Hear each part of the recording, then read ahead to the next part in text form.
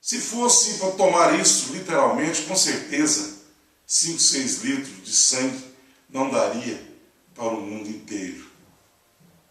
Também esse sangue, ao passar aí de 2000 anos, também isso já havia se perecido.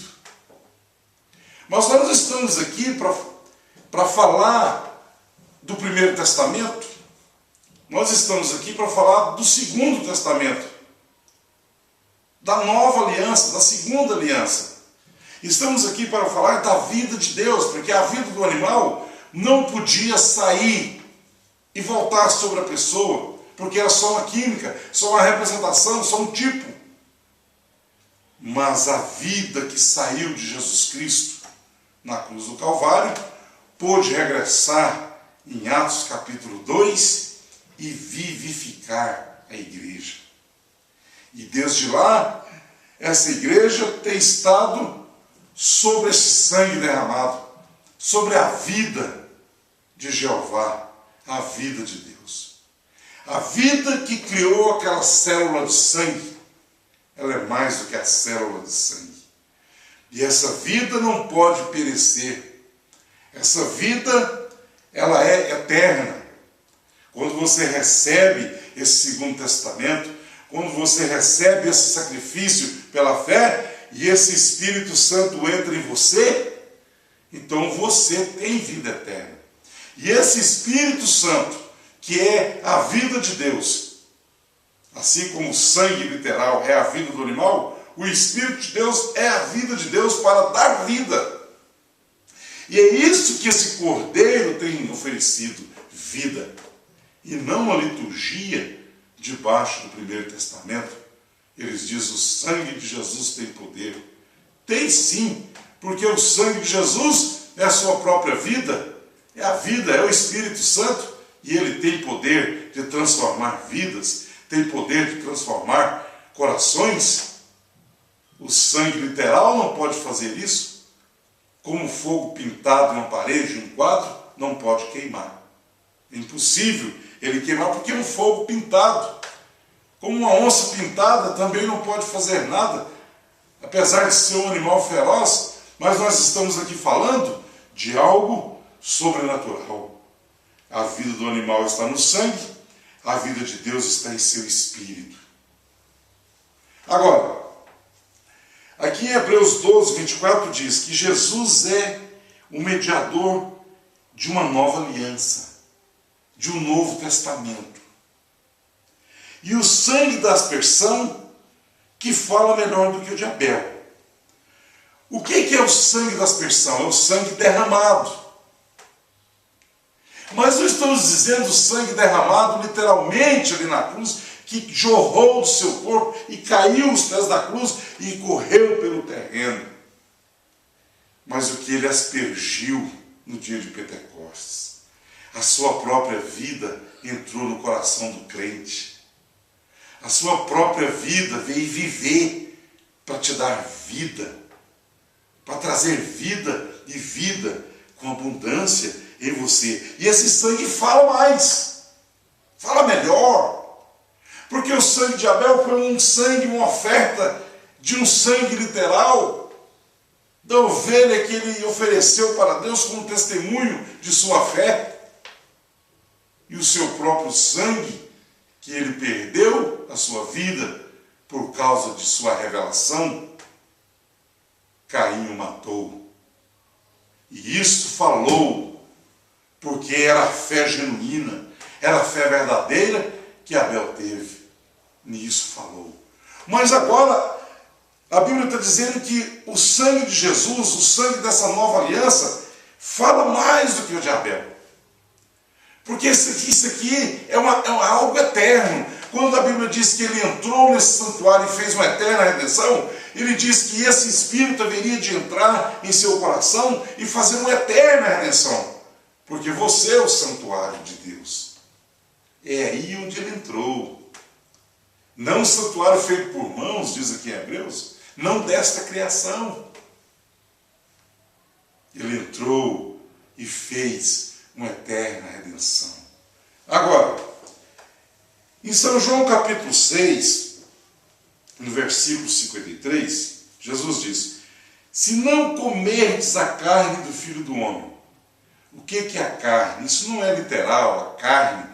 Aqueles religiosos daquele dia pensou que Jesus estava sendo antropófago e recomendando a comer a sua carne, literalmente. Eles não podiam entender isso. Mas quando ele disse: se não comerdes a carne do Filho do Homem, ele estava dizendo: se não comerdes a sua palavra e não beberdes o seu sangue, não tereis vidas em vós mesmo. Quer dizer, se você não beber o meu sangue, ele não estava dizendo para você ir lá em Jerusalém procurar se existe lá uma poça de sangue, ou aonde tem esse sangue guardado, congelado, para fazer uma transfusão, ou para você beber. Ele disse: beber o meu sangue, a palavra, a sua carne é a palavra, o sangue é seu espírito. Esses dois são um. Quando você come a carne, ela está ensanguentada. Isso não é literal, é comer o livrinho, é comer esta palavra através de fé, através de revelação e receber realmente a expiação pelo seu pecado. Receber o Cordeiro, crer nele, ter esse sacrifício vivendo em você. Então eu pergunto: onde está o sacrifício? Porque a tradição diz que está no céu. Diz que está sentado à direita de Deus o Cordeiro sangrando, fazendo intercessão por nós.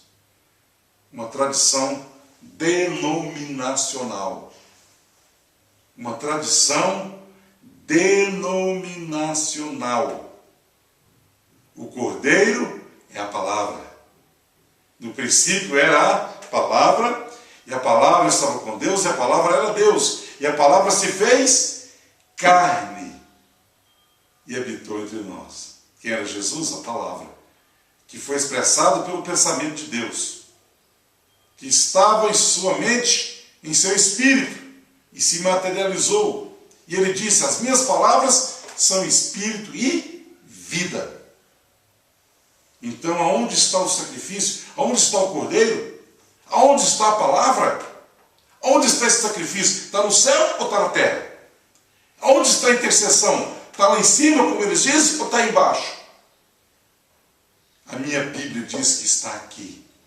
Para aqueles que comeram a sua carne e beberam o seu sangue, esses receberam o Cordeiro, receberam a expiação dos seus pecados, receberam o sacrifício, e isso está vivendo bem aqui, dentro do coração de cada crente verdadeiro em sua palavra.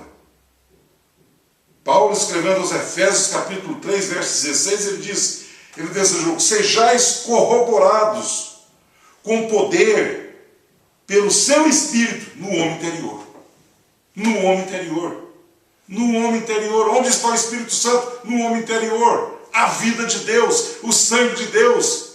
O sangue de Deus não é sangue literal, porque Deus não é animal, Deus não pode morrer.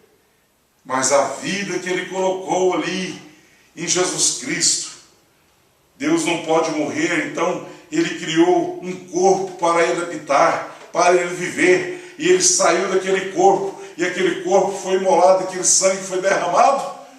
Então, quando você crê nele, que é a palavra, não crê nele historicamente, como as igrejas creem, em uma história, em um Cristo histórico, em uma tradição, mas quando você vê isso, você vê o verdadeiro sacrifício pelo seu pecado. Então ele entra em seu coração e faz uma eterna redenção, para nunca mais voltar a fazer de novo.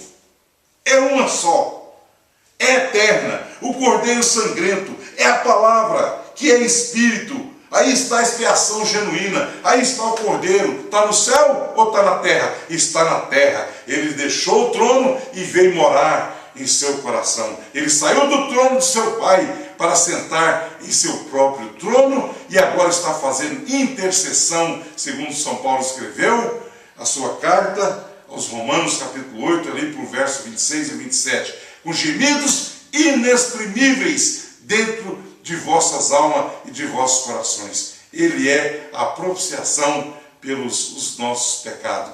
O sacrifício, o cordeiro, está na terra, dentro de seu coração. O Espírito Santo é a vida de Deus e não o animal. Que Deus vos abençoe. Amém. Amém.